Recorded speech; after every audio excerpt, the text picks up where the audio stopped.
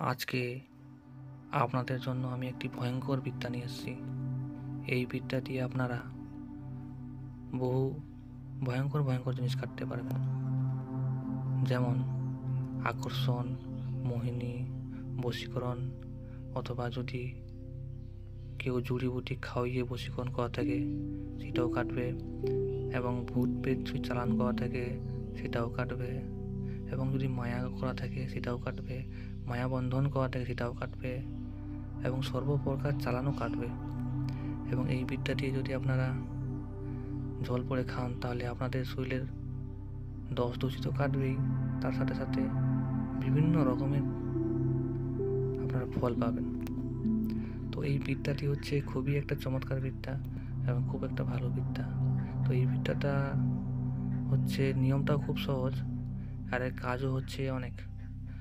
তো যদি আপনাদের উপর চালান করা থাকে বা বশীকরণ করা থাকে, আকর্ষণ মোহিনী করা থাকে, বা জড়িবুটি খাওয়ানো থাকে বা ক্ষতি করা থাকে, তাহলে আপনারা কি করবেন? একটি তামার ঘটিতে জল নেবেন, পরিষ্কার জল নেওয়ার পর আজকের দেওয়া এই মন্ত্রটি আপনারা 3 বার অথবা 5 বার অথবা 7 বার পাঠ করে ফু মারবেন। একবার পাঠ করে একটি ফু, এভাবে 3 বার 5 বার অথবা 7 বার করে ফু মারবেন। ফু মারার পর সেই জলটা আপনারা খাবেন এবং কিছু জল চোখে মুখে ছাট মারবেন। তাহলে যদি আকর্ষণ মোহিনী বশীকরণ করা থেকে খাওয়ানো, তাহলে সেটা তো কাটবেই, তার সাথে সাথে যদি মায়া বন্ধন করা থাকে